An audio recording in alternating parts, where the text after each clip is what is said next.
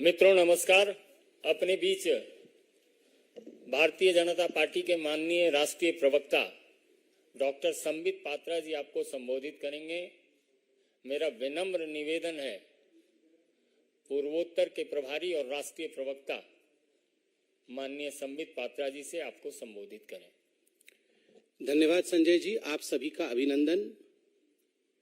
TV के माध्यम से आप सब देख ही रहे होंगे कि अरविंद केजरीवाल भाग गए। अरविंद केजरीवाल ईडी के समन से भाग रहे हैं। अरविंद केजरीवाल सच्चाई से सामना करने से भाग रहे हैं। He does not want to face the truth. जांच से भागना एक तरह से ये एक्सेप्ट करना होता है कि हां मैंने गलती की है। कमिटी के सामने, ईडी के सामने, एजेंसी के सामने पेश नहीं होना, ये एक तरह से कहीं ना कहीं डर को दिखाता है, स्वीकृति को दिखाता है कि हां मैंने गलती की है। और एक तरह से आज ये कहना अतिशयोक्ति नहीं होगा कि दिल्ली के शराब घोटाले के किंगपिन अरविंद केजरीवाल ने ये स्वीकार किया है कि हां शराब घोटाले में मेरा हाथ है और इसके पीछे जो बेतहाशा भ्रष्टाचार हुआ है उसमें मैं भी शामिल हूं। वरना डरने की क्या आवश्यकता थी? सीना ठोक के जाते, ईडी के सामने बैठते, प्रश्नों का उत्तर देते और मुस्कुराते हुए ड्रामा करते हुए बाहर चले आते, जैसा वो अक्सर करते हैं। मगर आज वो कर नहीं पाए क्योंकि उनको हकीकत पता है। कट्टर ईमानदार अपने आप को कहते थे, बाद में सिद्ध हुआ कि ये कट्टर बेईमान है।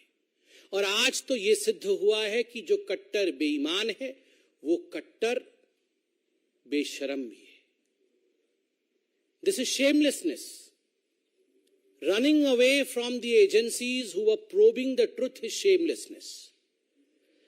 आप सभी जानते हैं कि ईडी समन कोई रैंडमली नहीं भेजती है कि आपके घर समन भेज दिया, उनके घर समन भेज दिया।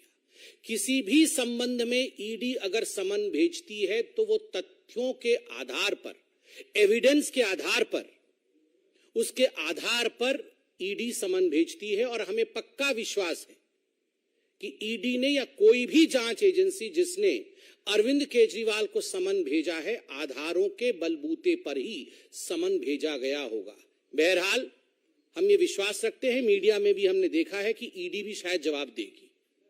मगर यह विषय गंभीर है, जनता के प्रांगण में। This is a public issue and that's the reason as to why Bharatiya Janata Party, the world's largest political party, should also reply to this. Arvind Kejriwal और आम आदमी पार्टी को किसी पर भरोसा नहीं है, किसी पर विश्वास नहीं है। सीबीआई पर नहीं है, ईडी पर नहीं है, अपने लोगों पर नहीं है, पॉलिटिकल सिस्टम पर नहीं है, इलेक्शन कमीशन पर नहीं है। चलो किसी पर विश्वास नहीं है, कोर्ट पर तो है। चलो लोअर कोर्ट पर नहीं है, सुप्रीम कोर्ट पर तो विश्वास है। अभी 3 दिन पहले मनीष सिसोदिया के बेल पिटीशन को रिजेक्ट करते हुए सुप्रीम कोर्ट ने जिस प्रकार की टिप्पणी का प्रयोग अरविंद केजरीवाल के मंत्री के खिलाफ, पूर्व मंत्री के खिलाफ किया है, एक तरह से सुप्रीम कोर्ट ने सिद्ध किया है कि लगभग 338 करोड़ रुपया का मनी ट्रेल तो स्थापित होता है। ये जो लिकर स्कैम है, जो शराब घोटाला है, ये शराब घोटाला कोई 400-500 करोड़ का नहीं है, ये कई हजार करोड़ों का घोटाला है। परत दर परत खुलासा हो रहा है। मगर सुप्रीम कोर्ट में जब ये कहा जाता है कि लगभग 338 करोड़ रुपया का ट्रेल स्थापित होता है, तो आप सोचिए, जब टिप ऑफ द आइसबर्ग जिसको अंग्रेजी में कहते हैं, एक छोटा सा हिस्सा ही इतना बड़ा है, तो पूरा ये लिकर स्कैम कितना बड़ा होगा। और इसमें अरविंद केजरीवाल जी की जांच होनी चाहिए या नहीं होनी चाहिए, ये आप डिसाइड करिए। आप मतलब जनता डिसाइड करिए।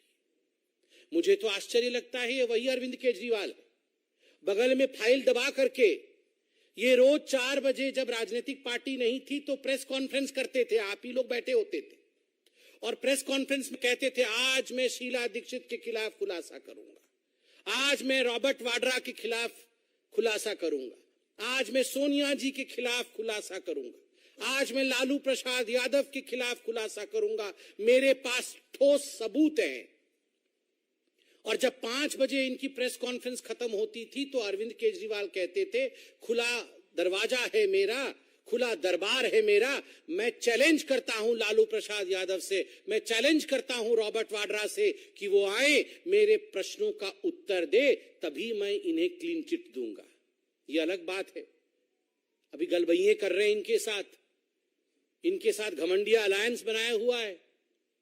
मगर ये सारी चीजें अरविंद केजरीवाल जी के खुद के स्टेटमेंट हैं। वाह अरविंद केजरीवाल जी, आप चंद कागजों पर सवाल लिख के लाते थे, उन सवालों के जवाब आप उस समय विपक्ष के और सत्ता की नेताओं से मांगते थे, वो तो ठीक था।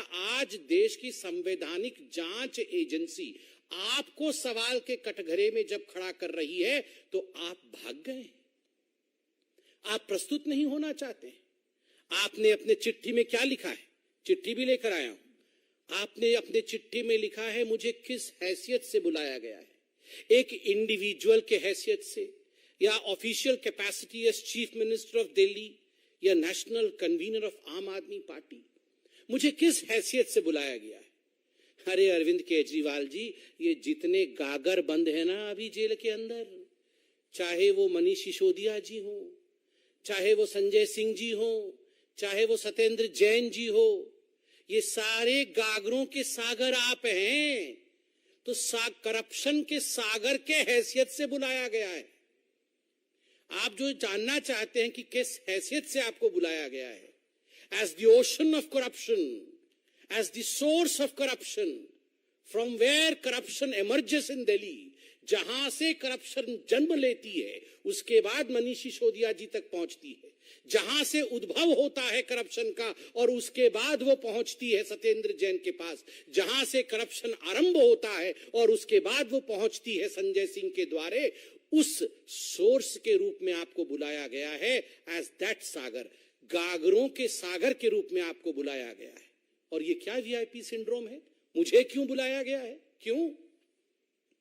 आप क्या कानून से बड़े हैं? आप दिल्ली के सीएम हैं, क्या आप भगवान हैं? वैसे तो आपने कोई कोर कसर नहीं छोड़ी थी अपने आप को श्री कृष्ण इत्यादि बताने में, मगर क्या आप भगवान हैं जो आपको कोई एजेंसी नहीं बुला सकती है? और तो और मैं आज आपसे सवाल पूछना चाहता हूं, ये जो आपके डायलॉग्स होते थे ना, प्रेस कॉन्फ्रेंस वाले डायलॉग, डबल एक्सेल शर्ट पहन करके आप जो प्रेस कॉन्फ्रेंस करते थे और कहते थे कि ये मुझे पता है अब ये मनीष सिसोदिया को भी बुलाएंगे, मुझे पता है कि मनीष सिसोदिया बिल्कुल सच्चा है, बिल्कुल कट्टर ईमानदार है, मुझे पता है संजय सिंह कट्टर ईमानदार है। अरे आपको तो पता था कि ये सारे कट्टर ईमानदार थे, मगर इनमें से किसी को अभी तक बेल क्यों नहीं मिल रही है? 10 महीने हो गए अरविंद जी, 10 महीने हो गए मनीष सिसोदिया जेल की सलाखों के पीछे बंद है। लगभग 6 बार सर्वोच्च न्यायालय तक जा चुके हैं बेल एप्लीकेशन लेकर। और क्या कहा न्यायालय ने बड़े स्पष्ट रूप से कहा, one aspect regard to the transfer of money ₹338 crores is tentatively established. We have therefore dismissed the applications for bail. ये कहा है सुप्रीम कोर्ट ने मनीष सिसोदिया जी को लेकर। क्यों? इतने कट्टर ईमानदार थे अरविंद केजरीवाल जी आपके अनुसार, तो बेल रिजेक्ट क्यों हुआ? आप संजय सिंह जी के लिए कह रहे थे ये बड़े क्रांतिकारी नेता हैं, इनको फंसाया जा रहा है बीजेपी की ओर से। कोर्ट ने क्या कहा? राउज एवेन्यू कोर्ट ने जो कहा है, मैं कहता हूं, in prima facie view of this court, the fact stated and material placed before the court nowhere show or suggest that his arrest in the present case is unwarranted or unreasonable, as allegations have been made against him, or his being directly associated with activities related to the proceeds of crime of the present case. ये बहुत स्पष्ट रूप से कहा गया है कि कोई जो एलिगेशन लगाते थे आप कि ये पॉलिटिकली मोटिवेटेड है, ऐसा नहीं है। मटेरियल जो रखा गया है कोर्ट के सामने वो दिखाती है कि ये अनरीजनेबल नहीं है ये अरेस्ट, बड़े स्पष्ट रूप से। फिर आप कहते हैं कि हमें अब सुप्रीम कोर्ट पे भी भरोसा नहीं है। इतना नहीं अरविंद केजरीवाल जी, आपने अपने चिट्ठी में लिखा है कि ये मनोज तिवारी जी, इनको कैसे मालूम पड़ गया कि मुझे समन होगा? और मुझे अरेस्ट किया जाएगा। ये अरविंद जी, ये मनीष सिसोदिया जी को जब ईडी ने बुलाया था और जब संजय सिंह को ईडी ने बुलाया था, तो आप अपना भाषण खुद निकालिए। आपने खुद अपने भाषण में कहा था, मुझे मालूम है ये मनीष सिसोदिया जी को छोड़ने वाले नहीं है, मनीष सिसोदिया जी को ईडी बुलाने वाली है और उसके बाद उन्हें गिरफ्तार भी करने वाली है। ये एक बार नहीं, दसियों बार आपने कहा था। 2 बार कहने के बाद जब ईडी ने समन नहीं किया, 2 बार कहने के बाद भी जब ईडी ने गिरफ्तार नहीं किया, तो आपने कहा लगता है डेट बदल गया है, मगर होने वाला है, होने वाला है। संजय सिंह के समय भी आपने कहा था, मुझे मालूम है ये संजय सिंह जी को भी छोड़ा नहीं जाएगा, संजय सिंह के घर भी ईडी जाएगी, छापा होगा, गिरफ्तारी होगी। क्यों? आपने ईडी को कहा था क्या कि संजय सिंह जी को और मनीष सिसोदिया जी की गिरफ्तारी हो? आपने जो लॉजिक दिया है कि मनोज तिवारी जी के कहने पर ईडी ने ऐसा काम किया है, ठीक उसी लॉजिक से अगर हम सवाल पूछ दें कि जब आप कह रहे थे कि मनीष सिसोदिया की गिरफ्तारी होगी, तो क्या आपने ईडी को कहा था जाओ जरा मनीष सिसोदिया को गिरफ्तार करो? वैसे हो भी सकता है। मैं कोर्ट का कुछ स्टेटमेंट लेके आया हूं, सुप्रीम कोर्ट का। परसों जब रिजेक्ट हुआ मनीष सिसोदिया जी का बेल, तो सुप्रीम कोर्ट ने एक बहुत महत्वपूर्ण बात कही। सुप्रीम कोर्ट ने कहा, we are dismissing the application for bail of Manish Sisodia, but we have made one pointed observation, which is that they have assured, they matlab ED, that they have assured that the trial will be concluded within 6 to 8 months. So within 3 months, if the trial proceeds sloppily or slowly, he will be entitled to file an application for bail. Supreme court ने कहा कि हमें ED ने कहा है कि 6 से 8 महीने के अंदर त्वरित गतिविधि करते हुए ये जो शराब घोटाले की जांच चल रही है उसे पूरा कर दिया जाएगा, और हमें भी विश्वास है पूरा कर दिया जाएगा। अगर धीरे धीरे इन्वेस्टिगेशन चले, ईडी अपनी पूछताछ में लचर रवैया अपना ले, ईडी अपने काम को धीरे धीरे या स्लोपीली करे, तो फिर आप कोर्ट में आकर एक केस करना। ईडी ने तो जल्दी जल्दी आपको जांच के लिए बुलाया।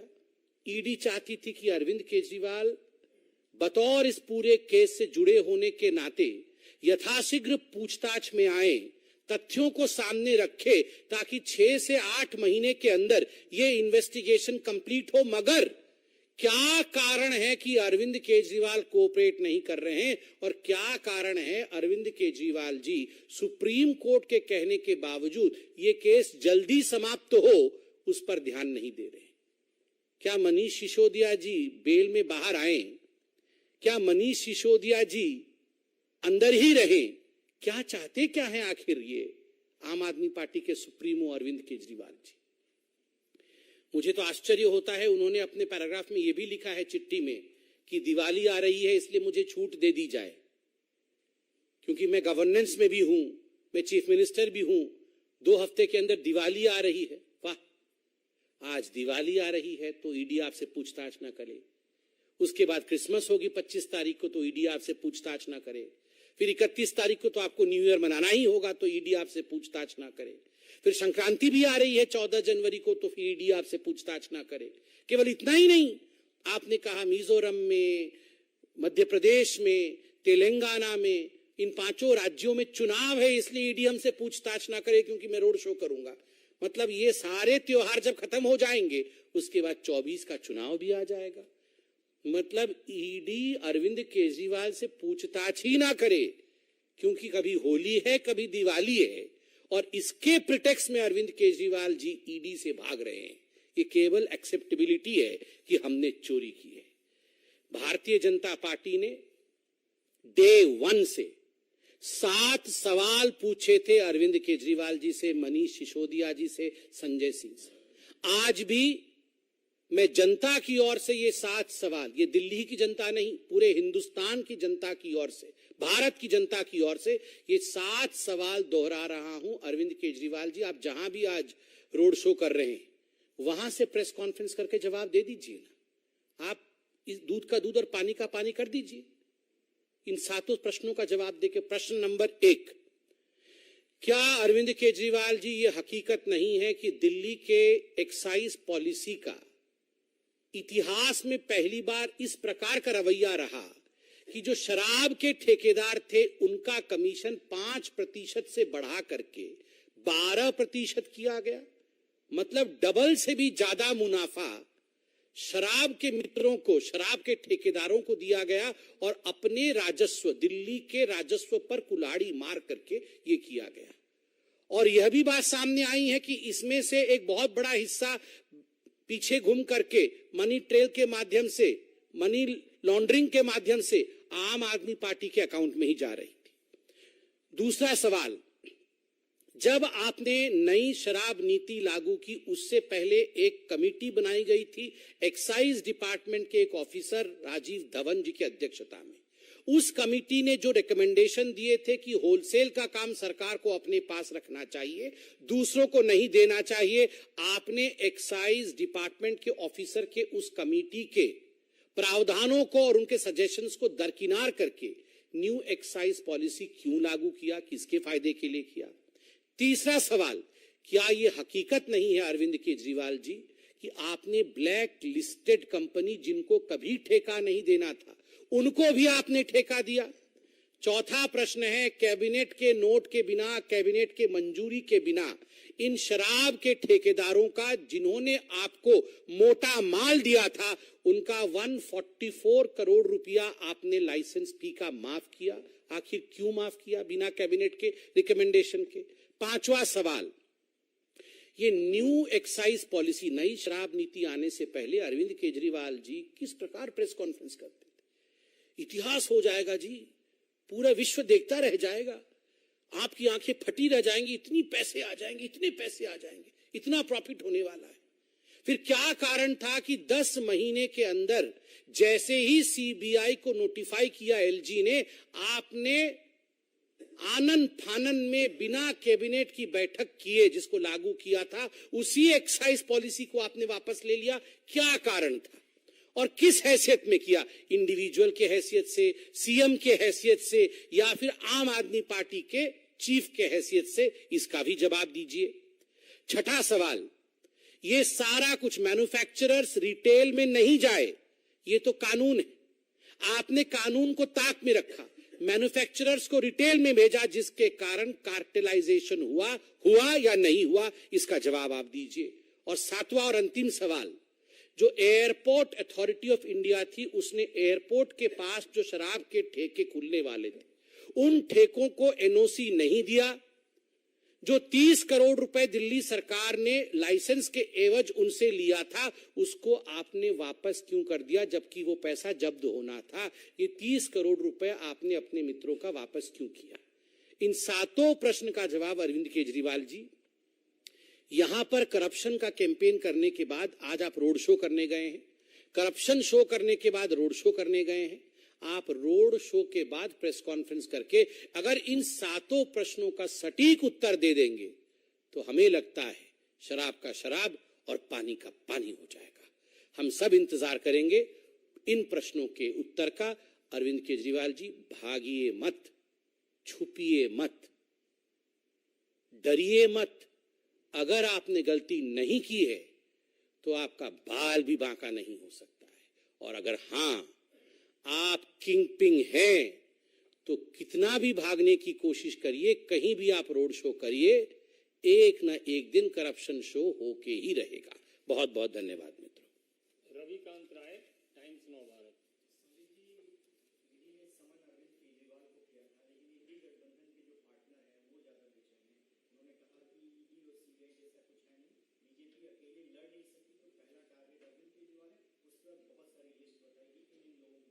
सब डरे हुए हैं ना, जिन्होंने मोटा माल कमाया ये सब डरे हुए हैं। आप मुझे बताइए, यही वो अरविंद केजरीवाल है ना जिन्होंने कहा था कि सोनिया गांधी के खिलाफ जांच होनी चाहिए? हिंदुस्तान की सबसे ज्यादा करप्ट लीडर कोई है तो सोनिया गांधी है। यही अरविंद केजरीवाल है ना जिन्होंने कहा था कि हिंदुस्तान का भ्रष्टतम नेताओं में से एक लालू प्रसाद यादव है। यही अरविंद केजरीवाल है ना जिन्होंने रॉबर्ट वाड्रा के खिलाफ न जाने कितने प्रेस कॉन्फ्रेंस किए थे, और आज वो इनके साथ खड़े हो गए कि ये सारे ठीक है और मैं भी इनके साथ हूं। तो आप सोचिए, जो 2013 में ये कह रहे थे कि रॉबर्ट वाड्रा ये हैं, राहुल गांधी ये हैं, सोनिया जी ऐसी हैं, ठीक उसी प्रकार से आज अरविंद केजरीवाल उसी कटघरे में खड़े हैं। ये इंडी विंडी कुछ नहीं होता है, ये सब करप्ट गठबंधन है।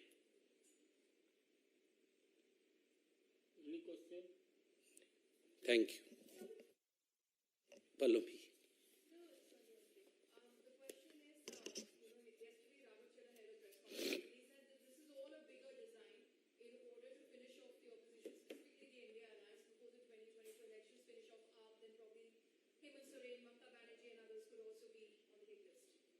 If it's a bigger design, don't fall for the design. Go and answer, go and meet the ED, go and answer the questions. The best way is not to run away. The best way is to face the truth. If the agency of the country has called you for questioning, face them. Don't you have faith on the courts of this country? Don't you have faith on the highest court of this country, that is the Supreme Court? If you have any doubt, go there. But astonishingly, the Supreme Court has nearly, in fact, stated the fact that we have found a trail of 338 crore as of now. So of course they don't have the answers. Thank you.